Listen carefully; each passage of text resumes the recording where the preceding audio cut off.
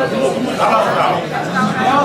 estoy seguro que no haya ese sonido porque la anterior no es el sonido.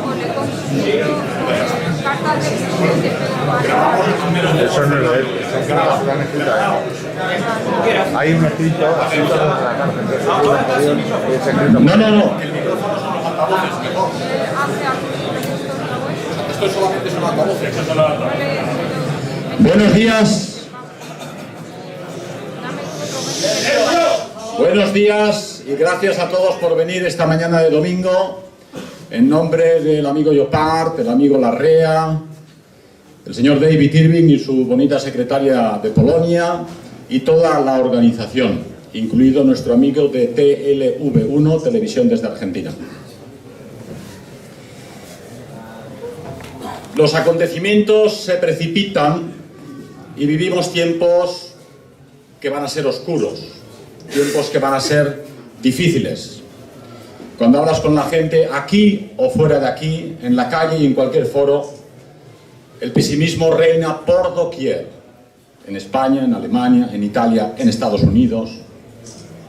La gente no ve la luz al final del túnel.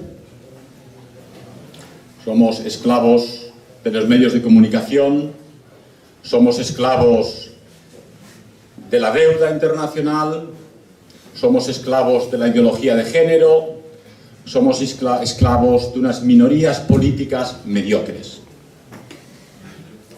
En esta situación resulta indispensable para recuperar fuerzas y tener esa fortaleza espiritual indispensable que vais a necesitar en el futuro, plantearse las cosas lo más simple posible. Y la primera de todas la planteamos el viernes en un foro de unos jóvenes católicos muy majos de Madrid, que me plantearon la pregunta: ¿qué es la verdad? Difícil pregunta, dije yo el viernes. Esa es la pregunta que hizo Pilatos, el político de la época, a nuestro Señor Jesucristo, y sin darse cuenta que tenía la verdad delante. Hay una verdad política. La verdad política es, por ejemplo, que en las Torres Gemelas de Nueva York, el 11 de septiembre del 2001, unos árabes desalmados estrellaron dos aviones contra dos torres construidas con acero y cayeron de forma vertical, formidable y armónica, y eso fue un casus belli para declarar la guerra al mundo musulmán. Esa es la verdad política. Todavía hoy en Estados Unidos se celebra la muerte de esos 3.000 o 4.000 ciudadanos norteamericanos que cayeron en aquel atentado. Todavía hoy en día se dice políticamente, se dice en los medios de comunicación, que fue un motivo de guerra contra el mundo musulmán.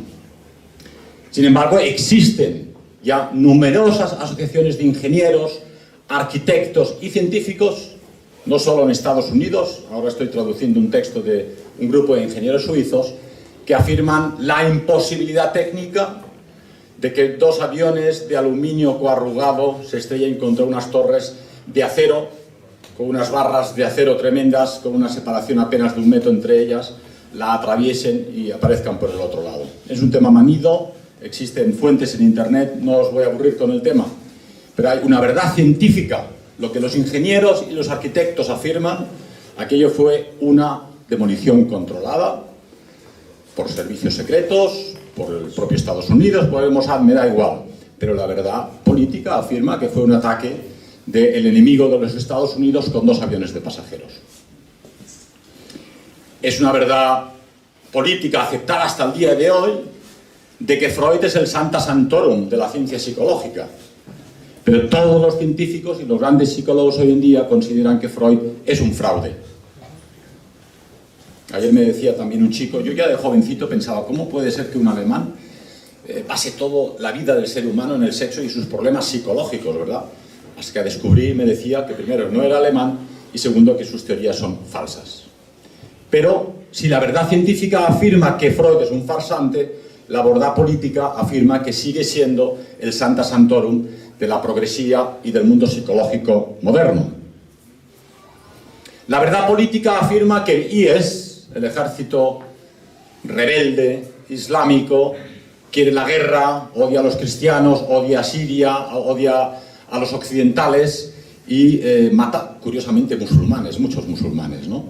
Pero la verdad científica nos ha confirmado ya con documentación, gracias a las detenciones de comandantes israelíes entrenando a la gente del IES, o armamento norteamericano lanzado en paracaídas por error en el bando de los rebeldes, de que este ejército no es más que una tapadera de los servicios occidentales que quieren desestabilizar todo el mundo musulmán. Como sabéis, y lo he citado en alguna ocasión, la primavera árabe no tuvo primero nada de primavera, ha sido una sangría desastrosa para el mundo árabe, y no fue árabe. La primavera árabe fue un desastre organizado por las potencias occidentales en favor de la potencia sionista en Oriente Medio, en base a mentiras políticas. En Irak, como sabéis, habían armas de destrucción masiva que nunca nadie encontró. Hasta el día de hoy, todo el mundo ya prácticamente sabe que esas armas no existen, pero aquella guerra tuvo lugar, 100.000 iraquíes perdieron la vida, niños, mujeres y soldados enterrados bajo los bulldozers norteamericanos, ¿verdad? Se sabe que Gaddafi en Libia era la única potencia en el norte de África, no solo que había organizado acuíferos de agua potable para su nación, había organizado un servicio social de medicina, apartamentos para las parejas jóvenes que se querían casar, y para nosotros, sobre todo, era la barrera que contenía la invasión de color en África. Él lo advirtió. Si acabáis conmigo, la invasión de color de África llegará hasta vuestras fronteras. Y fue aniquilado. Ahora se dice que Siria y Bashar al-Assad es el enemigo, a pesar de los muchos informes de la población siria que afirman que aquella guerra empezó de la nada, debido a fuerzas del exterior, y que la población se manifestaba efectivamente en la capital del país por la paz y en favor del presidente Assad y no en su contra. Pero como sabéis, los medios de comunicación occidentales manipulan la información a su gusto. Es una verdad política, por ejemplo, una pregunta que hizo esta semana un chico joven a la canciller Angela Merkel en Alemania, y le hizo una pregunta directa. Señora Merkel, ¿por qué Alemania tiene que pagar submarinos carísimos, los mejores del mundo, de última generación, y regalarlos a Israel? Y Merkel, ni corta ni perezosa, chaval, tenemos que pagarlos y enviarlos a Israel por los judíos que nosotros hemos matado. Es decir, una cuestión histórica se ha convertido en una cuestión de Estado. La existencia de la República Federal Alemana se basa en las teorías y en las verdades, entre comillas, publicadas y marcadas a fuego en la población alemana y en el resto de Europa como verdad. Hoy en día, esta semana, la semana pasada y las últimas semanas, una gran discusión en Alemania a causa de los Reichsbürger. No sé si sabéis de qué va el tema, pero Reichsbürger son ciudadanos del Reich. Es poco conocido por el que no esté metido en jurisprudencia o no haya leído a Carl Schmitt, pero el Reich alemán de 1937 dejó de tener cuerpo jurídico y estatal y una Wehrmacht y un ejército que le defendiera. Pero jurídicamente, a nivel internacional, el Reich alemán sigue existiendo, en el limbo, porque nadie le representa. Pero existe. Esto parece estar aceptado por todos los juristas, lo que prefieren es no hablar del tema. Y la República Federal Alemana, al igual que la República Democrática Alemana, fueron administraciones impuestas por las tropas de ocupación soviéticas y norteamericanas para imponer sus designios al pueblo alemán. De forma que en un momento en que la población ha perdido la fe, como la está perdiendo también en España, en los partidos políticos, cuando la población ha perdido la fe en el sistema judicial, yo especialmente, cuando la población está perdiendo la fe en el sistema, muchos ciudadanos alemanes están afirmando que ellos ya no son ciudadanos de la República Federal Alemana, sino ciudadanos del Reich alemán, que sigue existiendo jurídicamente. Parece complicado, y hasta hace 20 años eran 4 gatos, se les tenía como gente de la extrema derecha, pero la cantidad enorme de ciudadanos alemanes que está optando por la ciudadanía del Reich, que es lo que son, soy alemán, según la legislación tradicional alemana, es alemán, jus sanguis, aquel que tiene sangre alemana y procede de padres y abuelos alemanes, Y eso está causando un verdadero problema, no solo con el gobierno alemán, sino con la policía, porque ellos dicen, usted no me representa, no es policía del Reich, sino policía de un país ocupado, que usted representa una administración concreta. Los medios de comunicación alemanes hablan de eso ahora muy a menudo, lo que quiere decir que tienen un problema con este tema y lo van a tener difícil porque jurídicamente existe el Reich. Es verdad política que en la reunión de la OTAN última de todos los países de la OTAN en Polonia recientemente, todos los representantes de los países de la OTAN no solucionaron nada, evidentemente, pero todos acabaron con la kipá puesta visitando un centro de peregrinación conocido de la nueva religión civil, que es la religión del Holocausto. Eso es una verdad política. Todos ellos saben que si quieren mantenerse en el poder, que si quieren mantenerse en el estatus político que tienen, tienen que aceptar esa peregrinación a ese lugar. Al margen de lo que pasara allí o no, que no es un tema que vamos a discutir hoy. El viernes hablaba del viaje que hicieron los dos papas, Juan Pablo II y Benedicto XVI, que causaron a su vez que retiraran unas placas con unas cifras tremendas y fueran minimizadas esas cifras. Pero eso es una verdad política. Es decir, al final la conclusión a la que llegamos, cuando me preguntan qué es la verdad, es que la verdad es aquello que nos hacen creer. La verdad política. Es verdad aquello que nos hacen creer. Si vosotros salís a la calle y habláis con hermanos o hermanas o parientes o gente del colegio del trabajo y pretendéis tocar alguno de los temas alternativos, candentes que se tocan en estos foros, el primer problema que tendréis es que no os querrán escuchar. El segundo problema, si conseguís decir alguna palabra, como la población ya está vacunada preventivamente contra estos temas, enseguida se van a poner a la defensiva contra ti. Te voy a decir, las películas de Hollywood ya me han dicho que los que dicen esto son unos racistas, o unos antisemitas, o unos nazis, o unos criminales. Eso es el motivo porque verdad es aquello que nos hacen creer. Pero hay una verdad objetiva que cualquier persona, cualquier ser humano reconoce rápidamente. Pero 2 más 2 son 4, no son 5. Quien haya estudiado aritmética, 2 más 2 son 4. Eso es una verdad aritmética, científica, objetiva. Cualquier ser humano en el planeta lo va a entender fácilmente. Es una verdad objetiva que el ojo sirve para ver, no para escuchar. Si alguien te dice, no, yo escucho con los ojos, diga, pues muy bien, pero usted está un poco bebido hoy, ¿verdad? Pero eso es una verdad objetiva. Vemos con los ojos y escuchamos con el oído. Y es una verdad objetiva el número pi. Nadie va a discutir el número pi porque si transforma el número pi en su significado, las matemáticas dejarían de funcionar. Es una verdad objetiva que la fuerza de la gravedad, si tiro estas gafas, cae hacia abajo y no cae hacia arriba. Eso es una verdad objetiva. De forma que los científicos, entre ellos los historiadores, como el señor David Irving, tienen que basarse en la verdad objetiva. Él ha dicho, con palabras muy bonitas, a mí me ha costado mi carrera, mi vida, he tenido que vender mi apartamento, me han arruinado, me han atacado, me han golpeado, ahora vivo de prestado en Escocia. Pero dice, la verdad es como el oro, la verdad brilla por sí sola. Y es cuestión de tiempo que al final se impondrá. De ahí que cuando los científicos, los historiadores y el sistema británico afirmaba que en Dresden solo habían fallecido 5.000 o 10.000 personas y los historiadores alemanes afirmaban también que 10.000 o 15.000, él se mantuvo en sus 175.000 o 130.000 y al final, hace poco, la ciencia, los documentos y la verdad científica le ha dado la razón a él. No fueron 10 o 15.000, fueron como mínimo 175.000. Recuerdo aún con cariño, en 1989 organizamos en Berlín una manifestación contra los historiadores alemanes por Liars and Cowards. Lügner und Feiglinge, escribimos en los pósters. Historiadores alemanes, mentirosos y cobardes.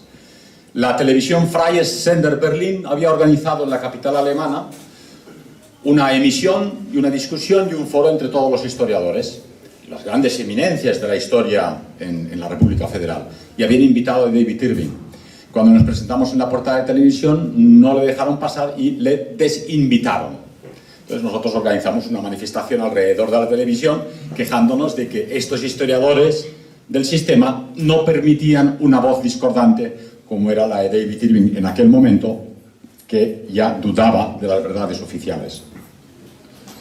Pero luego hay, además de la verdad objetiva y esa verdad política que hemos hablado, una verdad revelada. Esta es muy importante, porque el sistema hoy en día ateo, el sistema descreído, el sistema que quiere transformar al hombre en un animal embrutecido, cumpliendo sus funciones vitales y fisiológicas, pero sin una visión hacia el más allá. Siempre digo que lo importante del ser humano es que esté con los pies bien puestos en el suelo y la mirada al cielo, entonces os comportaréis correctamente en este mundo. La verdad revelada nos la define muy bien Kant. Kant afirma: yo creo en Dios por dos cosas. La una es la inmensidad del firmamento. Y yo lo he explicado en alguna conferencia. Yo estoy enamorado del firmamento. Aquí seguro que hay montañeros, hay uno por lo menos. Aquellos que habéis hecho bivac y habéis dormido bajo las estrellas en verano, habéis visto estrellas fugaces. Yo viendo el firmamento veo la obra de Dios y del arquitecto de esa creación. Te estremece. Dices, esta grandiosidad de estrellas, esta belleza, esta paz, estos olores, este río que suena, estos bosques.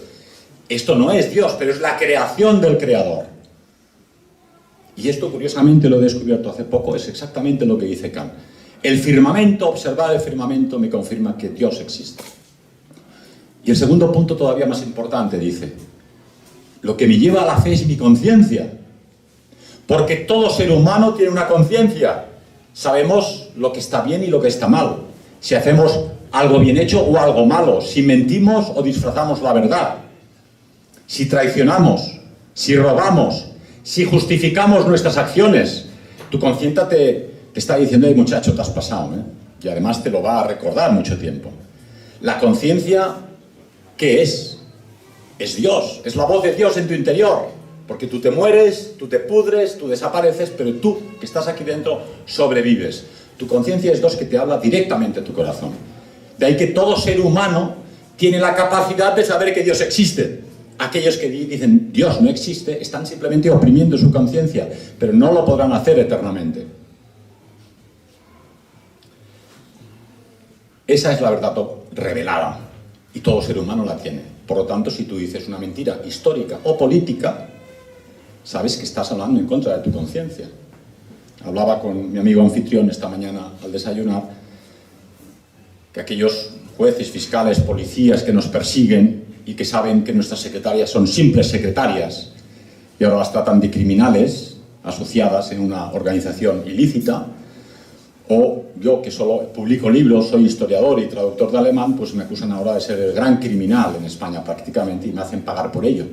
La última es que ayer nos comunicaron que han embargado, bloqueado todas las cuentas, incluidas aquellas de ayudas para sobrevivir, para poder pagar el alquiler y a los abogados. Porque ellos dicen, claro, es que si la gente les ayuda con estos dineros, lo que van a hacer es delinquir otra vez en incitar al odio y en reconstruir la actividad. Con lo cual se ponen en mi interior, se ponen en mi conciencia, en mi cabeza y deciden por mí lo que yo quiero hacer con lo que la gente me envía para ayudarme. Entonces han dicho, no más ayudas, estas cuentas quedan bloqueadas, ¿verdad?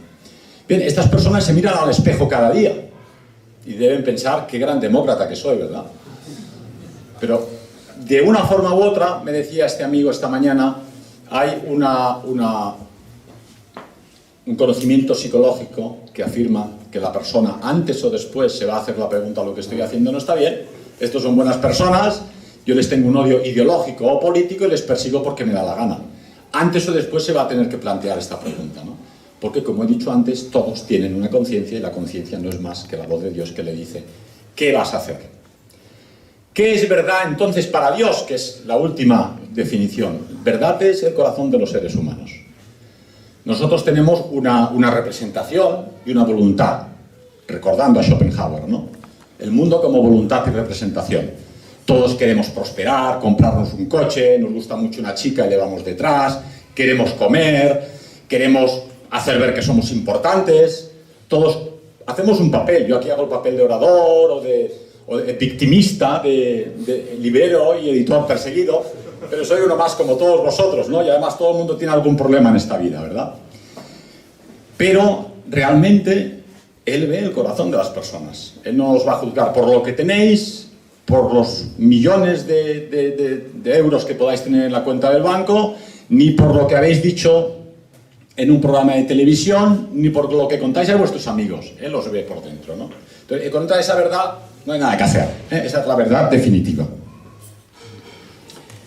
Hay una verdad muy molesta al sistema, que es la verdad que dejó aquel que estaba delante de Pilatos, el político que le preguntó qué es la verdad. Nuestro Señor cogió a San Pedro, un pobre pescador, más bruto que un arao seguramente, muy cabezota, le dijo: Pedro, Kefa, tú eres Pedro y sobre esta piedra voy a edificar mi iglesia. Así quedó la cosa, ¿no? Hace muchos años, pero en fin, para la historia de la iglesia poco, en las excavaciones del Vaticano de San Pedro han encontrado la tumba de San Pedro, la auténtica tumba de San Pedro, que como sabéis murió crucificado cabeza abajo. Es decir, desde que nuestro Señor le puso la mano sobre la cabeza y le dijo: yo voy a edificar mi iglesia gracias a ti, hasta el día de hoy hay lo que los católicos conocemos como la continuidad apostólica.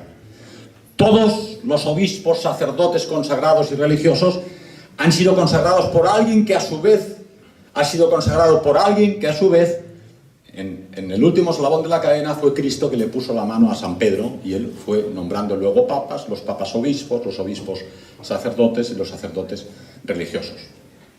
Es una verdad terrible para el sistema, porque nos está diciendo la Iglesia Católica es jerárquica, no democrática. No es democrática, por mucho que el sistema quisiera democratizarla para destruirla. Porque al final, luego abordamos ese tema, la democracia no es más que el sistema de destruir a los pueblos que están en el plan de destrucción. Cualquier pueblo o nación que ha sido democratizada está pagando hoy en día su decadencia, su desaparición cultural, su degradación moral, y todos aquellos pueblos que hayan sido invadidos por la imposición del sistema democrático van a ser destruidos antes o después. De ahí que la Iglesia Católica, creo que hasta Juan Pablo II lo afirmó, nosotros no somos una organización democrática, somos una organización jerárquica creada por nuestro Señor. Y así es y así ha de ser. Y durante 2000 años ha demostrado que ese sistema funcionaba. Por lo tanto, hemos descrito un poco lo que son las verdades reveladas y las verdades objetivas y las verdades políticas, ¿no? Pero hemos abordado el tema de la democracia, ¿verdad? La democracia es una palabra muy hermosa. Gobierno del pueblo, para el pueblo, ¿no?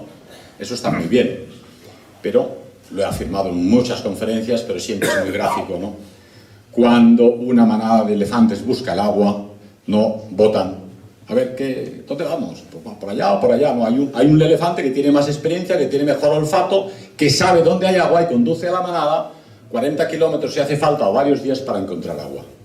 No es democrático, es jerárquico, pero es que la naturaleza nunca ha sido democrática. Y así podríamos seguir con todas las especies animales prácticamente, ¿verdad? El ser humano, desde que el ser humano existe, ha estado organizado jerárquicamente, pater familias, el padre de familia, escuchando con cariño y con amor a la esposa, pero al final la autoridad la tenía el padre y los hijos obedecían al padre y a la madre. Hoy en día todo esto está en discusión, lógicamente. La familia ha sido democratizada, es decir, camino a la destrucción, ¿verdad? Y las familias tuvieron necesidad de organizarse en naciones. Aquellos que se parecen a mí, que comprenden la vida como yo la comprendo, que se visten como yo y que comen como nosotros comemos, son aquellos que han nacido en el mismo territorio y con el mismo idioma. Somos una nación que, como sabéis, proviene de nacer. El lugar donde he nacido, esa es mi nación. Y estas familias crean una nación y se organizan jerárquicamente. ¿Quién organizaba o dirigía históricamente en todas las culturas las naciones? Lógicamente, primero, los más venerables, los ancianos. Son los que tienen más sabiduría, tienen más experiencia. Son aquellos que siempre son respetados y escuchados, porque ellos tienen el conocimiento empírico heredado de generación tras generación. Luego, lógicamente, los jóvenes fuertes y aguerridos. ¿Quién dirigía a los Nuba de Cao? ¿Quién dirigía a los Masáis? Los jefes guerreros. Aquel que vencía en las batallas o que era capaz de conducir al pueblo, a las familias reunidas en nación, hacia la victoria. Claro, si hay uno que va con la pata coja, o que es el mejor cocinero de los Masái, o a uno que cada vez que construye una tienda de campaña se le viene abajo, pues a este yo no lo pongo de jefe, lógicamente. Por lo tanto, pones de jefe al mejor de entre los mejores y que le ayuden, que colaboren con él aquellos que saben hacer las cosas. Y sin embargo, se nos ha impuesto un sistema que dice que no, que las naciones tienen que ser divididas en partidos políticos. Misterio, ¿no? Porque yo miro en los libros y los tibetanos tenían partidos políticos y los vikingos tenían partidos políticos, ¿no? Cuando Erik el Rojo conquistaba Islandia o Leif Erikson quería ir a Finlandia en Norteamérica, y estoy convencido que no ponía a votación el viaje. Más de uno decía, oiga, yo me quedo en casa, que ahí hay muchas brumas y muchas olas. Hizo América ahora con estos barcos, ¿no? Pero él impuso su voluntad y se llevó a los vikingos a América, ¿verdad? No lo puso a votación democrática. Algún conquistador español, como sabéis, tuvo que quemar los barcos para convencer a los menos valerosos. Oye, si nos volvemos a Badajoz, a Extremadura, allí que hay unas migas con chorizo buenísimas, pues tuvo que quemar los barcos porque si no, no se quedaban, ¿verdad? Pero tuvo que ser una decisión del líder. Y la conquista de México fue posible porque él impuso su carácter a los 200 chavales que estaban con él, bregando contra los indios de Moctezuma, con el auxilio del resto de tribus indias que estaban hasta el gorro de Moctezuma, que sacrificara a sus hijas más guapas en las pirámides, cosa que ahora que está tan de moda el indigenismo, y que los indios son todos buenos y los españoles malos, bueno, pues tenían que leer un poco de historia y saber qué pasaba en México antes de la llegada de Hernán Cortés, ¿verdad? A nivel internacional, la democracia supone un sistema corrupto. Lo estamos viendo ahora en las elecciones de Estados Unidos entre Trump y Hillary Clinton. Ayer Jorge nos dio una conferencia excelente sobre el mundo musulmán y el Islam y tocó este tema.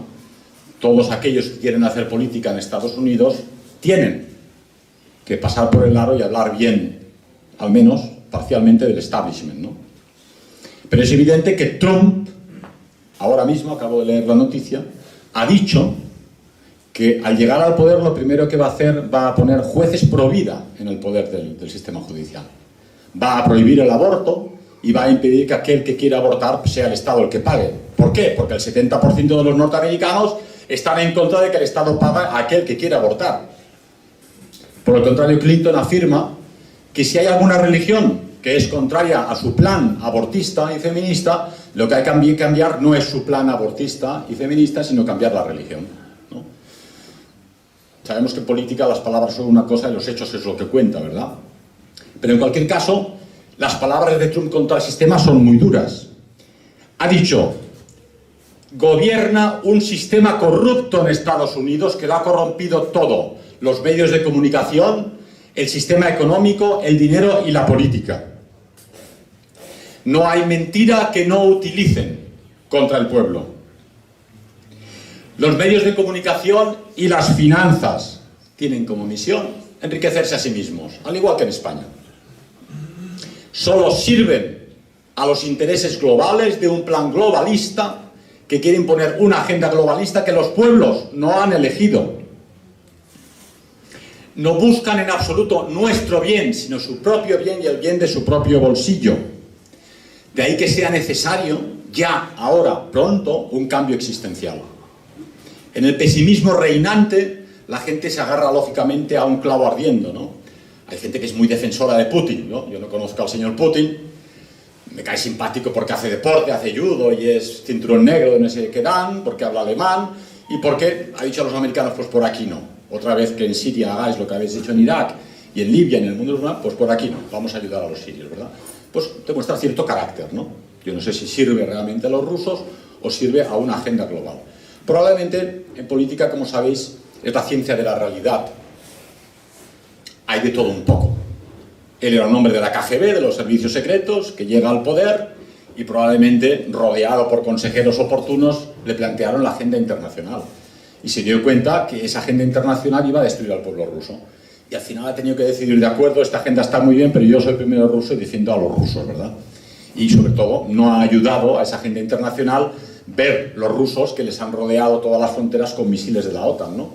Cuando los rusos fueron los primeros en el final de los 80, principio de los 90, que desmantelaron su arsenal nuclear, de acuerdo con que los occidentales hicieran lo mismo, cosa que los occidentales no hicieron, ¿verdad? Así que, en ese clavo ardiendo, los norteamericanos se agarran a Trump, que es el político que en la historia de las elecciones norteamericanas más pequeños donativos ha recibido de la pequeña población. Clinton tiene trillones de la alta finanza internacional y de los lobbies que le financian su campaña. Trump tiene su pequeña fortuna, o gran fortuna, personal, pero a base de 20, 30, 50, 70 dólares, la gente ha reunido una millonada para apoyar su campaña. Porque el pueblo sencillo norteamericano se agarra a ese clavo ardiendo, viendo que su nación se viene abajo en el caos migratorio, donde van a perder su identidad, en el caos moral y el caos de valores. Por eso, y viendo que las poblaciones empiezan a despertar, sea en Rusia, donde por ejemplo Putin ha intentado defender la existencia del pueblo blanco ruso, ayudando a las mamás a tener niños, e invirtiendo el Estado un dineral, ha conseguido que se pare esa sangría que era el aborto y esa sangría que era el no tener niños, y está recuperando un poco el índice de natalidad en Rusia, cosa que no ocurre en España, ¿verdad? Ante estos pequeños signos en Alemania, Alternativa por Alemania, AfD, no son ni buenos ni malos, pero son un termómetro de la población alemana que está hasta el gorro. Hemos hablado antes de los Reichsbürger, los alemanes que dicen: usted ya no me representa, oiga, yo soy ciudadano del Reich, pero no hay gobierno, no hay ejército, pero yo soy ciudadano del Reich.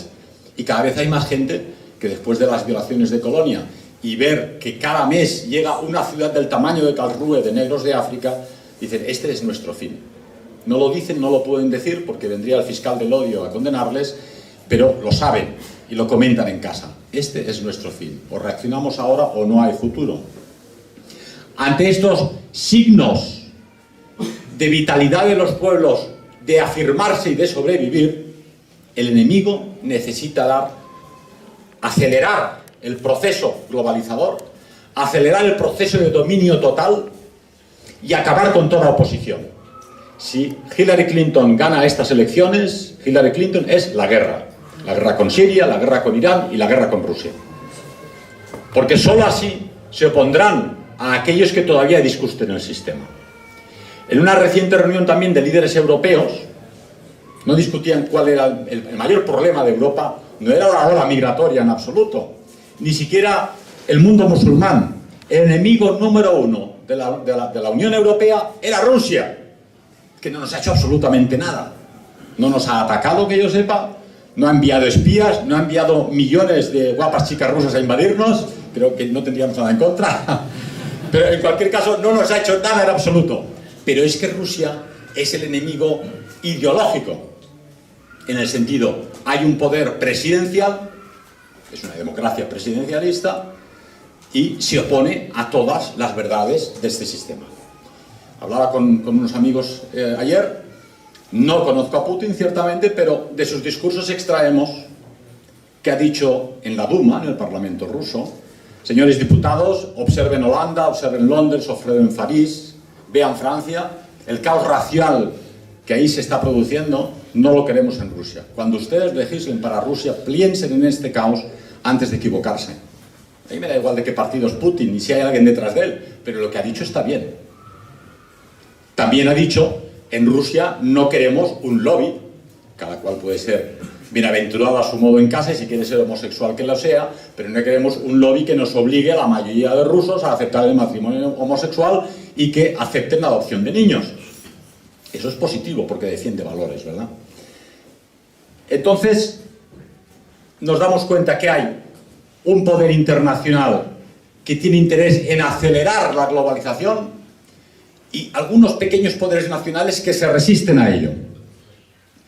El poder globalizador lo controla todo, absolutamente todo. Los medios de comunicación, las finanzas, la justicia, la prensa. Y cualquiera que se le oponga, lo destruyen. Destruyen su carrera, destruyen sus finanzas, amargan la vida a su familia. Hemos tenido aquí David Irving, arruinado absolutamente, pero si habláis de cualquier otro, en nuestro caso hemos sido arruinados, hemos sido liberados de nuestros ahorros familiares, hemos sido liberados de nuestra librería, de nuestra editorial, de mi profesión, Y además me persiguen constantemente para que no reinicie ningún tipo de actividad, a pesar de que puedo hacer una actividad no delictiva, pero no quieren que haga ningún tipo de actividad. Yo soy un muerto viviente en el sentido de que soy un asocial. No puedo trabajar ni podré trabajar nunca. Y así tratan ellos a cualquiera que se les oponga y les denuncie. Son, en definitiva, estos globalistas mentirosos profesionales y son criminales, ¿eh? Gente que mata y asesina pueblos enteros, como han hecho con Gaddafi o con la población iraquí y ahora con la pobre población siria, son criminales. Aún recuerdo la frase de Hillary Clinton, cuando riéndose a carcajadas decía, copiando la frase latina, vinimos, vimos y lo matamos. Y se tronchaba de risa porque habían asesinado a Gaddafi, ¿verdad? Esto es lo que dijo Hillary Clinton. Por lo tanto, hemos de reconstruir una civilización de valores europeos contra esta inmigración global programada. Pero no podemos olvidar que sus recursos financieros son enormes e ilimitados. Sus recursos políticos son ilimitados. Sus recursos mediáticos son ilimitados. Y su inmoralidad es ilimitada. Son capaces de hacer cualquier cosa contra aquellos que se les opongan. Estábamos hablando de la verdad de la democracia. Y hay la palabra democrática y los partidos políticos. Como sabéis, todos los partidos políticos son idénticos, ¿eh? Y han olvidado lo más importante de cualquier teoría política. Y es que el pueblo estaba antes que el Estado. El pueblo creó el Estado. El pueblo ha de crear un nuevo Estado. No es el pueblo el que está al servicio del Estado. El Estado está y ha de estar al servicio del pueblo. Pero el Estado español ha abierto las puertas a una ola migratoria brutal sin preguntar a los españoles, ¿no? Y esto ya tuvo lugar con Mayor Oreja, cuando decía, bueno, el gobierno español no tiene ninguna intención de expulsar a todos los inmigrantes ilegales. Y ahora, pues claro, tenemos a la señora Carmena, que felicita a los la valla de Melilla ilegalmente. Y esta señora es funcionaria del Estado español, el representante de ese Estado que ya colabora en desmantelar, ¿no? El Estado no nos ha creado. Y más importante todavía, como esta derecha liberal cobarde, bobalicona e ignorante no hace más que de comparsa de la izquierda galopante, somos el país más izquierdista de Europa probablemente, tenemos una sociedad izquierdizada. Ya no hablan de la nación, hablan de el patriotismo constitucional. Qué cosa más descafeinada, ¿verdad? Pero es que el pueblo estaba antes que la Constitución. La nación española existía antes que la Constitución. Por lo tanto, la Constitución se ha de adaptar a todo aquello que necesita el pueblo español. Aquello que sirve al pueblo español es bueno y lo que no sirve al pueblo español es malo, sea o no constitucional. Lógicamente, los gobernantes han de hacer una Constitución para preservar la legalidad. Pero ¿qué legalidad quieren que nosotros respetemos cuando en Barcelona la gente, el señor Tardá acaba de afirmar una vez más, si hay que desacatar, desacataremos? Pues muy bien. Y los representantes en el Ayuntamiento de Badalona se les viene un auto judicial, la secretaria judicial se lo entrega y se lo rompen las narices.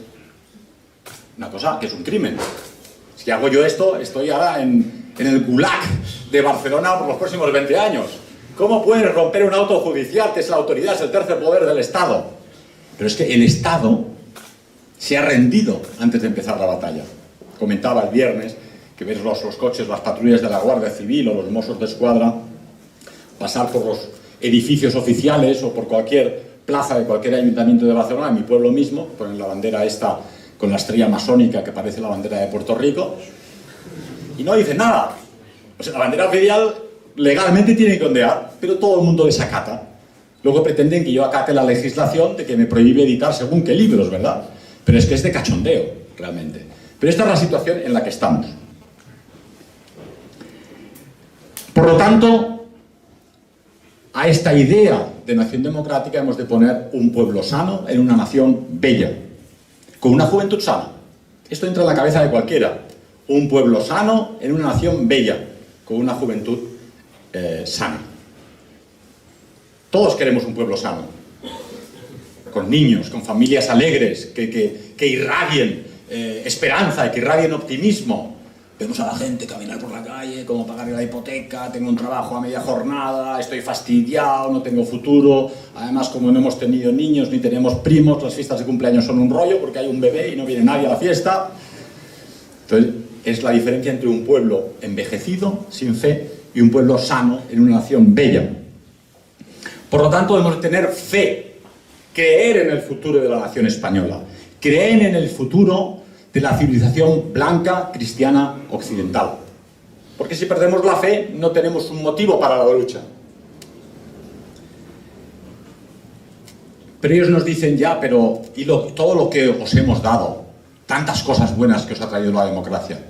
Volvemos a lo de antes, la verdad empírica y la verdad científica, y luego está la verdad política. Vamos a referirnos a un documento que habla por sí solo. Os voy a hablar de un documento no publicado por nadie sospechoso, alguien como Sánchez Dragó, conocido por su obra Gárgolis y Ablidis, donde ha recogido las cifras de la investidura de 1975 y de 2015, el último año de gobierno de Franco y un año tan democrático como el 2015, ¿no? El déficit público de la España del año 75 era del 0,4%, o sea, nada, no había déficit público. El actual es del 8,5% de déficit público. Gastan más de lo que ingresan. La deuda pública de aquel año era del 9%. El actual es del 98%. Prácticamente el 100% del Producto Interior Bruto español va a pagar la deuda. Los intereses compuestos acumulativos de una deuda impagable. El 98% en la democracia. Y en 1975 era el 9%. La tasa de paro en el año 75, 3,5%. Tasa de paro actual, 25%. Casi 5 millones de parados. Población reclusa. He estado dentro y lo he visto claramente. En el año 75, el año de la dictadura terrible del militar franco-golpista, 8.400 presos en toda España. Presos actuales, 80.000. La mitad de los cuales de color. Inmigrantes. La vivienda, en época de Franco, los mayores lo sabéis, se pagaba con letras y sin hipoteca. Hoy se paga con hipoteca y con desahucio asegurado después. Impuestos con época de Franco. No se pagaban impuestos. Habían los indirectos sobre bienes de lujo, pero no se pagaba el IRPF ni el IVA. Y ahora se paga el IRPF, el IVA, el impuesto de sociedades, el impuesto a bienes inmuebles, el impuesto al primer bajido y el último suspiro, afirma él. Clase media en época de Franco, el 60%, clase media actual, el 40%. La clase media se viene abajo, creo que dice Mafalda en un chiste en Argentina. ¡Paren, que se vienen abajo! Toda la clase media se proletariza. Industria española en época de Franco, el 36% del PIB. Industria actualmente el 12%. Una nación que teníamos el Pegaso, los Barreiros, los astilleros del norte de España, que éramos independientes de la industria extranjera. Esto es una realidad empírica. Teníamos el 36% del PIB, era la industria. Ahora tenemos tanto industria como turismo. El turismo, los ingresos por turismo, gracias a las guerras de África y de estos países con conflicto, nos vienen turistas de propina y es un 11% del PIB, es el turismo. Pero es que la industria en España es el 12%. Es una vergüenza. Es decir, cualquier problema económico, bélico internacional, nos quedamos en pañales, porque es que no fabricamos nada. Hacemos hoteles, servimos cervezas y recogemos naranjas. Funcionarios en época de Franco, en este año totalitario que todo lo podía, 700.000 funcionarios para toda España. Funcionarios en esta democracia, más de 3 millones de funcionarios a grosso modo. 3 millones. Esta es una realidad democrática. Índice de fecundidad en la época de Franco, casi un 3% por mujer. Índice de fecundidad actual no llega al 1 por mujer. Eso es el suicidio de una nación, realmente. Tenemos democracia, somos felices, tenemos partidos políticos, podemos votar incluso 3 veces en un año. Pero desaparecemos. Inmigración ilegal en época de Franco, 0,0%, nula. Inmigración ilegal, 6,5 millones. 6,5 millones. El aborto estaba prohibido, ahora en torno a 150.000 al año. 150.000 al año. He repetido muchas veces, pero es gráfico. A su vez, los españoles importan un número similar de adopciones de niños del tercer mundo, de color, claro, que heredarán la tierra, heredarán la fortuna de los países, de las familias. En vez de tener niños, nuestros bebés españoles los matamos y entonces importamos chinos, ¿no? Nada contra los chinos ni con los bebés chinos, que son majísimos, pero es evidente que es absurdo y es suicida. No hay especie animal que mate a sus churumbeles en el nido. Es criminal. Suicidios en la época de Franco, inapreciable. Cuando uno se suicidaba salía en el caso en primera página todo el año. Suicidios actuales, 30 diarios. El metro de Barcelona se ha convertido en el arma preferida por los suicidas porque es la más cobarde quizá o la más rápida. Estás en el metro, llega el metro, llega el tren, te tiras delante, se acabó la historia. Acabas en el Valhalla o con Pedro Botero hirviendo en la olla de cobre. Y tiene prohibido a los medios de comunicación informar. Ellos dicen que así no dan ideas a la gente que esté desmoralizada o desesperada. Ah, pues buena idea, me voy al metro. ¿Pago o no pago la entrada? Alcaldes en época de Franco no cobraban. Los alcaldes no cobraban. Era honorífico. Lo hacían porque eran uno más del pueblo. Conocía a Papito, el campesino, Manolito, el paleta, y yo que tengo la tienda de lampistería, pues me han dicho que soy honesto y majo y tal, y que les voy a poner un jardín aquí o unos bancos. Pues no cobraban los alcaldes, y los diputados recibían en pesetas el equivalente a 60 euros simbólicos. Yo aún recuerdo a Fermín Sanzorrio y a otros, ayer los mencionaron, pues viajaban los ministros de Franco en un Seillas, en un Simca, que tenía un poco de suerte y poca cosa más. Y cuando se retiraban, pues seguían con sus Seillas, ¿verdad? Hoy tienen un sueldo de unos 80.000 euros, amén de sustanciosos aguinaldos. Esto es la realidad, lo demás son cuentos, ¿no? Entonces volvemos a ver que hay una realidad política, la democracia es el mejor sistema de entre los posibles, decía Churchill. Nosotros afirmamos probablemente es el más malo de entre los posibles, porque hasta el sistema comunista, que arruinó a la Europa del Este, que los desmoralizó, les destruyó las iglesias y les cerró las catedrales, permitió la subsistencia biológica del pueblo búlgaro, rumano, lituano, estonio y ruso que siguen existiendo. Mientras que el sistema democrático, muy hermoso, en palabras y en definiciones, supone la extinción de los pueblos sobre los que dominan. Para la democracia y para el sistema democrático, es democrática toda nación que se deja saquear y explotar. Te dejas saquear y explotar, eres un buen demócrata. No te dejas saquear y explotar, eres un autoritario, un antidemócrata y te vamos a invadir. Estos globalistas internacionales dicen la democracia ha de imponerse al Estado autoritario, pero si no te dejas invadir y no te dejas expoliar, acabaremos contigo. Por lo tanto, para ellos es buena toda nación y todo pueblo que no se defiende. Te defiendes, eres antidemocrático y te vamos a invadir. El gobierno en una democracia, y esto tenéis que tenerlo claro, es el capital. Gobierna el capital. Los partidos políticos no son más que las marionetas que representan en primera línea los deseos del capital. Decía, creo, Bernard Shaw, la misión de los progresistas es cometer errores. La misión de los conservadores es impedir que los errores sean corregidos. Y esa es exactamente la situación.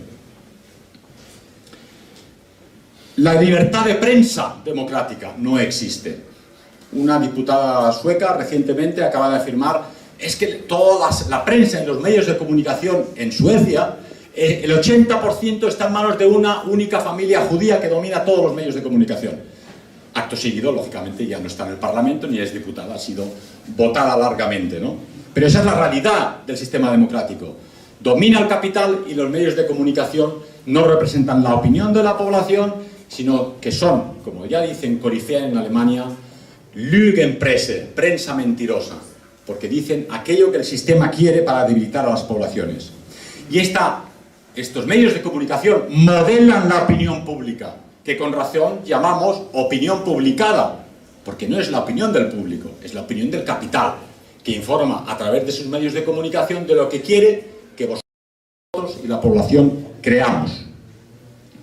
Los partidos no se diferencian en absoluto entre ellos, ya los conocéis, son lo mismo. Y hay gente todavía que piensa en lo del voto útil, ¿no? Lo hemos visto todos como el voto útil nos ha llevado a que la gente conservadora de derechas votaba al PP y el PP ha acabado haciendo la política progresista de izquierdas que quería el PSOE. Esa es la situación real. En las democracias el pueblo no es el punto central de atención.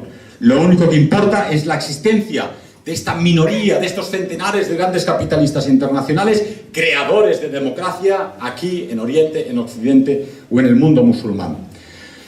Son ellos los que tienen todas las acciones y son quienes dirigen al pueblo a su ruina. Lo que quiere esta élite globalizadora es conducir a los pueblos a su ruina. La gran masa de gente no les interesa en lo más mínimo. Son los elementos internacionales que llevan sus negocios a todas partes. Y para poder destruir a estos pueblos tiene que enfrentarlos constantemente en guerras inacabables.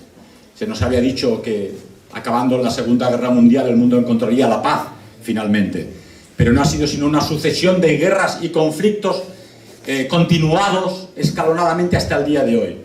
Pensamos, bueno, sería la guerra de Corea, sería la guerra de Vietnam, sería la guerra de Argelia, pero es que en esta generación, la que estáis viviendo, hemos vivido la guerra de Irán, la guerra de Libia, la guerra de Siria, la guerra en países africanos, la guerra en los Balcanes, en el corazón de Europa, una guerra detrás de otra. Quieren enfrentar a los pueblos uno contra otros para enfrentarlos, destruirlos y dominarlos. Pero nos pueden reprimir, nos pueden perseguir, rendirnos, tenerlo claro, grabarlo a fuego en vuestras frentes, no os lo podéis permitir. Porque si os rendís, estáis perdidos. Hay dos posibilidades en la situación actual. Pesimista, oscura, donde no se ve la luz al final del túnel. Os enfrentáis al sistema y os perseguirán, os arruinarán y os meterán en prisión como nos sucede a nosotros. O por miedo, por comodidad o por cobardía os adaptáis a todo y acabaréis siendo esclavos. Infelices, pero infelices esclavos. Hay gente que dice, vale la pena, es que no se ve que podamos contra este sistema. Vale la pena, porque todo sistema tiene su tiempo limitado en la historia. No son eternos. Los sistemas, cuando la población empieza a sospechar que el Estado ya no le representa, es cuando ya el Estado pierde la fuerza. Tiene que empezar a utilizar la fuerza policial, la fuerza judicial para reprimirte. Pero tú puedes siempre levantarte si mantienes la fe y a la población unida. Frente a esta democracia y estas historias, que os hemos explicado un poco aburridas, hubo una aparición histórica que se llamó el fascismo, ¿no? El fascismo tenía un espíritu de resistencia a la horizontalidad democrática. No voy a hablar del fascismo porque es un tema histórico que hoy no toca. Pero fue, como decía Nolte, una respuesta al liberalismo y al marxismo, que es lo que se encontró en Europa. El liberalismo democrático capitalista que degeneraba a las poblaciones del mundo occidental y el marxismo que también descristianizaba a los pueblos, pero a lo bruto, simplemente con un tiro en la nuca. Y el fascismo volvía a la tierra de la que hemos salido. El fascismo defendía un Estado autoritario, pero responsable. El que manda es responsable ante la población. El fascismo era nacionalista, porque en el caos de la globalización actual, solo el nacionalismo tiene la fuerza de unir a los iguales, a la parentela nacional, en un renacimiento. El fascismo era socialismo, unir a todos, a pobres y ricos, con una misión común. El fascismo no quería luchas de clases marxistas, sino la unión de toda la población con una meta común, conduciéndonos hacia la grandeza, a ser posible por el camino de la belleza y de la alegría. El fascismo ciertamente era antijudío, y es un tema que no voy a discutir aquí, pero como ha dicho el señor Irvine hace un rato, era una constante histórica a lo largo de los siglos. Motivos, pues no los sé, o prefiero no saberlos. El fascismo tenía un pathos de la juventud, promovía a la juventud al poder, promovía la juventud al deporte, promovía la juventud hacia el arte y promovía la juventud al poder. Tenía también el fascismo una conciencia de élite, sabía que en la naturaleza, en las culturas y en los pueblos gobiernan los mejores de entre los mejores. Por eso había que formar una élite, y esa élite era necesaria para gobernar el ejército, gobernar el partido y gobernar la nación. qué élites nos dominan hoy en día, cómo se seleccionan las élites hoy en día, quién las seleccione. En las universidades, decía yo el viernes, que la gente llega a la universidad escribiendo a ver sin H y hace unas faltas que en mi época no pasabas de curso. Pero ya no las faltas, es que cuando escribes no les entiendes, parecen jeroglíficos árabes o algo así, porque ya no hay caligrafía. Cogéis cualquier carta de vuestras abuelas o bisabuelas o tías y hay una letra elegante, casi barroca, preciosa, que les enseñaban las monjas, ¿no? Ahora, si tienes suerte, si son niñas de colegio de monja, tienen una letra redondita que se entiende un poco. Pero mucha gente, si yo fuera profesor, vamos, me suicidaba porque no puedes entender lo que escriben. El fascismo tuvo capacidad de dirección de masas. Tenía un ardor revolucionario por cambiar las cosas. Y tenía una veneración por la tradición. Pero sobre todo, el fascismo servía a su pueblo, cosa que no hacen las democracias. Ante la situación actual, y dado que vais a ser vosotros, no otros, nadie os va a sacar las castañas del fuego, para poder actuar en política y reaccionar tenéis que conocer un poco al ser humano, que es la herramienta, esta herramienta que tiene una pequeña conciencia que le va diciendo cada día pip, pip, pip, pip, pip, pip, que está bien y que no está mal. El ser humano se mueve por deseos y por egoísmo. Esto es así, ¿no? Cuando hay una bandeja con manzanas, pues tu instinto primario es coger la más roja y la más grande, ¿no? Luego piensas, hombre, es mi hermano pequeño, bueno, va a desganas, pero tú estarás. Pero si eres pillo, la coges de noche y te la llevas, ¿no? Este es el ser humano, ¿no? Hay una humanidad doliente que tiene sus bajezas, ¿no? Vale la pena recordar una anécdota de Schopenhauer, que por la tarde iba siempre a una cervecería y ponía una moneda de oro sobre la mesa. Y cada día, cuando acababa la cerveza, se la llevaba. Y un día el camarero le preguntó, oye, esta moneda de oro que pone usted aquí, mire, la pongo aquí y estoy decidido a regalársela a alguien el primer día que venga a beber cerveza y el público no hable de sandeces y de mujeres. Dice, no consiguió regalar la moneda nunca, ¿no? Entonces, realmente hemos de reconocer que la humanidad es así y que tiene unas limitaciones si no tienen las élites naturales. ¿Cuáles son los remedios a estas bajezas humanas, ¿no? El dolor, la enfermedad, los hospitales, la falta de dinero, la desmoralización. Ayer me decía aquí un amigo, se pasaba una mala época, desmoralizado. Todos tenemos algún momento difícil, ¿verdad? Tenéis tres. Una es el arte, que es un regalo de Dios para el ser humano. Porque con el arte podéis alimentaros espiritualmente con la música. La música clásica es otro regalo de la divinidad, ¿no? Ayer escuchábamos la Sinfonía del Nuevo Mundo de Dvořák en casa de nuestro amigo.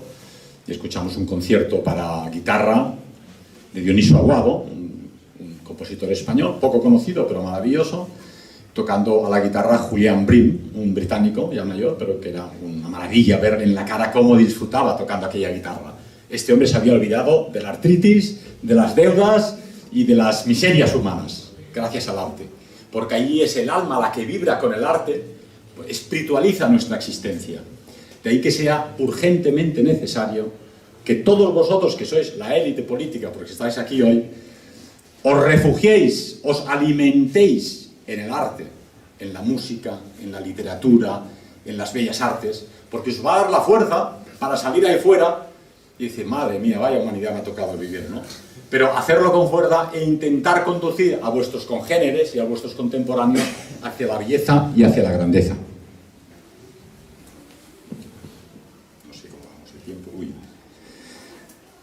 Muy bien, entonces, visto esto,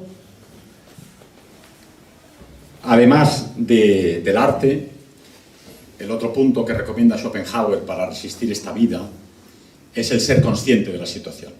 Hay mucha gente que no es consciente. Feliz aquel que es inconsciente de lo que es la vida, de lo que es la humanidad, porque es feliz. No sé, un cerdito que come cada día en el comedero y va lleno de porquería todo el día, como no es consciente de que es cerdo o arroz, pues él es feliz porque tiene comida, ¿no? Entonces, el problema es aquellos que somos conscientes de que hay cosas mejores que se podrían hacer mejor y que se está haciendo muy mal, sufrimos, sufres cuando ves familias divorciadas o niños sin papás o mujeres abandonadas, sufres cuando ves el sufrimiento de muchas personas en Siria, ¿no? Que están viviendo los terribles sucesos de la guerra, ¿no? Y al final la persona no puede digerirlo todo. Tú no puedes hacerte cargo tú solo de todos los males de la humanidad, es que es imposible. Tú puedes ayudar a tu vecina que tiene reuma y está sola y tiene 90 años, pues llevarle un plato de sopa por la noche, ¿no?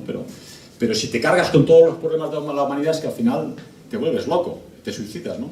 De ahí que haya que organizarlo políticamente y socialmente para buscar. Hoy cuando veníamos en coche veíamos una ancianita europea, blanca, encorvada de artritis, pidiendo una moneda, ¿no? Pero ¿cuántos encuentras cada día pidiendo una moneda? Hay un amigo de Valencia que dice, yo llevo siempre una bolsa llena con monedas de 50 céntimos y a todos les doy una, pero es que al final llegas a casa y no te queda ninguna. Otro dice, hombre, es que si le doy a todos, pues vaya lío, ¿no? Es que no hay para todo y además fomentas el que te pidan, ¿no?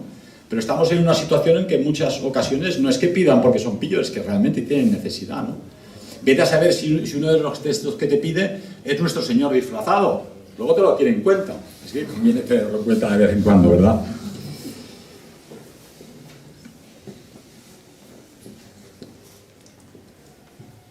Nuestra solución es la solución.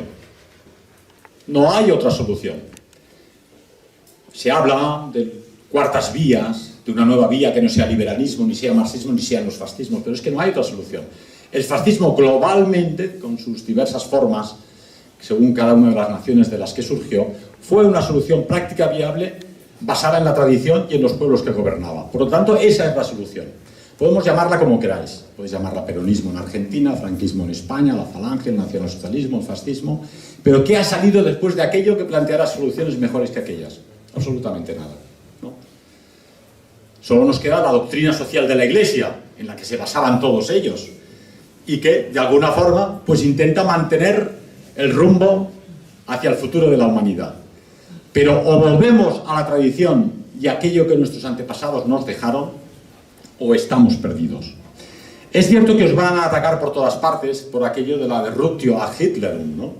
Como sabéis, creo que fue Leo Strauss, otro vikingo, que decía que había que reducirlo todo a Hitler para bloquear cualquier discusión sobre cualquier tema. Que tú defiendas hermosas que representen chicas guapas y hombres fuertes. Esto es lo que quería Hitler, por lo tanto este es un nazi. Ya no hay nada que discutir, no puedes defender el arte de ello, ¿no?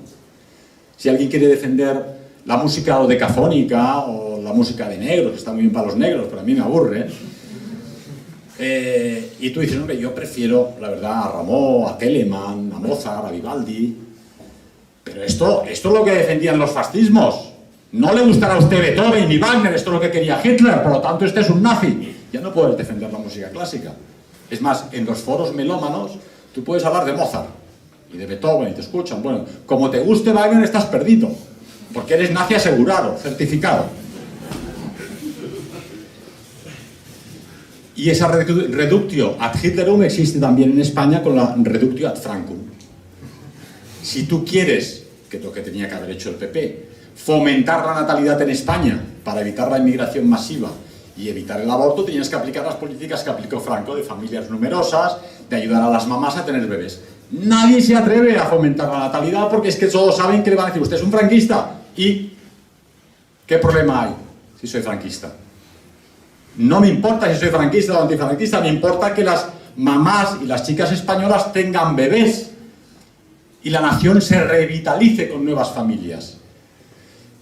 Pero esa reductio ad Hitlerum y esa reductio ad Francum no la vais a poder torear, os la vais a encontrar. Lo mismo que hemos dicho al principio. Pero no me voy a alargar porque creo que la sala la cierran a las 2 y todavía tenemos que desmantelar los stands. El futuro está complicado. El futuro está complicado. En 1945 informaban los últimos defensores en el frente de Berlín y los últimos defensores de Viena al Estado Mayor. Los de Berlín decían, la situación es desesperada, pero no imposible. Los de Viena informaban, la situación es imposible, pero no desesperada. Eran los diferentes caracteres del vienés y del prusiano. Pero ninguno quería dar malas noticias, realmente, ¿no? Pero la situación es desesperada y es imposible. Pero estamos aquí para luchar, no para otra cosa. Decía el viernes y lo subrayo muy a menudo. Pensar que vuestro tiempo en este mundo y en esta vida es limitado. Está determinado, no lo sabe nadie. Yo puedo salir ahora, me cae una maceta, un geranio y se acabó la historia, ¿no? es limitado y determinado. El tiempo es poco. Cualquier sufrimiento, por terrible que os parezca, es poco y es pequeño. No hay mal que 100 años dure, decía mi madre, ¿no? Del mismo modo, la lucha parece imposible, pero si lucháis con entusiasmo y con amor y con decisión, quizá no para vosotros, pero para la próxima generación, salvaréis a este país. Solo una última sentencia que quiero que grabéis en la cabeza. Pensar cada día en lo alto o no venceréis al dragón. Muchas gracias.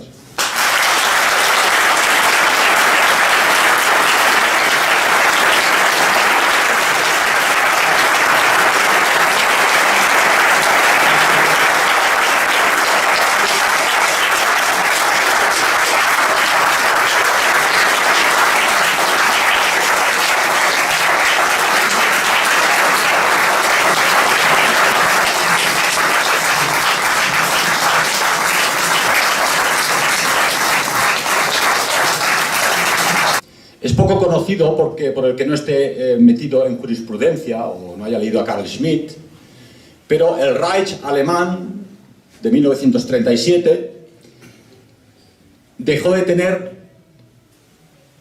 cuerpo jurídico y estatal y una Wehrmacht y un ejército que le defendiera. Pero jurídicamente, a nivel internacional, el Reich alemán sigue existiendo, en el limbo, porque nadie le representa, pero existe. Esto parece estar aceptado por todos los juristas, lo que prefieren es no hablar del tema, y la República Federal Alemana, al igual que la República Democrática Alemana, fueron administraciones impuestas por las tropas de ocupación soviéticas y norteamericanas para imponer sus designios al pueblo alemán.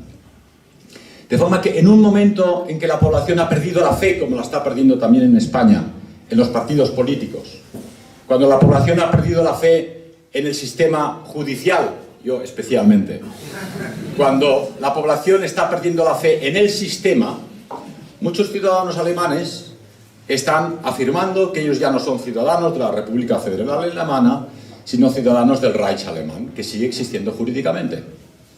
Parece complicado y hasta hace 20 años eran 4 gatos, se les tenía como gente de la extrema derecha, pero la cantidad enorme de ciudadanos alemanes que está optando por la ciudadanía del Reich, que es lo que son, soy alemán, según la legislación tradicional alemana, es alemán, jus sanguis, aquel que tiene sangre alemana y procede de padres y abuelos alemanes, y eso está causando un verdadero problema, no solo con el gobierno alemán, sino con la policía, porque ellos dicen, usted no me representa, no es policía del Reich, sino policía de un país ocupado, que usted representa una administración concreta. Los medios de comunicación alemanes hablan de eso ahora muy a menudo, lo que quiere decir que tienen un problema con este tema y lo van a tener difícil porque jurídicamente existe el Reich. Es verdad, políticos hoy en día consideran que Freud es un fraude. Ayer me decía también un chico, yo ya de jovencito pensaba, ¿cómo puede ser que un alemán base toda la vida del ser humano en el sexo y sus problemas psicológicos, ¿verdad? Hasta que descubrí y me decía que primero no era alemán y segundo que sus teorías son falsas. Pero si la verdad científica afirma que Freud es un farsante, la verdad política afirma que sigue siendo el Sancta Sanctorum de la progresía y del mundo psicológico moderno. La verdad política afirma que el IS, el ejército rebelde, islámico, quiere la guerra, odia a los cristianos, odia a Siria, odia a los occidentales y mata, curiosamente, musulmanes, muchos musulmanes, ¿no? Pero la verdad científica nos ha confirmado ya con documentación, gracias a las detenciones de comandantes israelíes entrenando a la gente del IS, o armamento norteamericano lanzado en paracaídas por error en el bando de los rebeldes, de que este ejército no es más que una tapadera de los servicios occidentales que quieren desestabilizar todo el mundo musulmán. Como sabéis, y lo he citado en alguna ocasión, la primavera árabe no tuvo primero nada de primavera, ha sido una sangría desastrosa para el mundo árabe y no fue árabe. La primavera árabe fue un desastre organizado por las potencias occidentales en favor de la potencia sionista en Oriente Medio. En base a mentiras políticas. En Irak, como sabéis, habían armas de destrucción masiva que nunca nadie encontró. Hasta el día de hoy, todo el mundo ya prácticamente sabe que esas armas no existen, pero aquella guerra tuvo lugar, 100.000 iraquíes perdieron la vida, niños, mujeres y soldados enterrados bajo los bulldozers norteamericanos, ¿verdad? Se sabe que Gaddafi en Libia era la única potencia en el norte. No estoy seguro que no haya juicio sonido porque el anterior no me hizo sonido. Eso no lo es, son cartas que están escritas. Hay un escrito escrito en la cárcel, que es escrito. No. El micrófono son los altavoces, mejor. Esto solamente son altavoces. Buenos días. Buenos días y gracias a todos por venir esta mañana de domingo. En nombre del amigo Llopart, del amigo Larrea, el señor David Irving y su bonita secretaria de Polonia y toda la organización, incluido nuestro amigo de TLV1, Televisión desde Argentina. Los acontecimientos se precipitan y vivimos tiempos que van a ser oscuros, tiempos que van a ser difíciles. Cuando hablas con la gente aquí o fuera de aquí, en la calle y en cualquier foro, el pesimismo reina por doquier. En España, en Alemania, en Italia, en Estados Unidos. La gente no ve la luz al final del túnel. Somos esclavos de los medios de comunicación, somos esclavos de la deuda internacional, somos esclavos de la ideología de género, somos esclavos de unas minorías políticas mediocres. En esta situación resulta indispensable para recuperar fuerzas y tener esa fortaleza espiritual indispensable que vais a necesitar en el futuro, plantearse las cosas lo más simple posible. Y la primera de todas la planteamos el viernes en un foro de unos jóvenes católicos muy majos de Madrid, que me plantearon la pregunta: ¿qué es la verdad? Difícil pregunta, dije yo el viernes. Esa es la pregunta que hizo Pilatos, el político de la época, a nuestro Señor Jesucristo, y sin darse cuenta que tenía la verdad delante.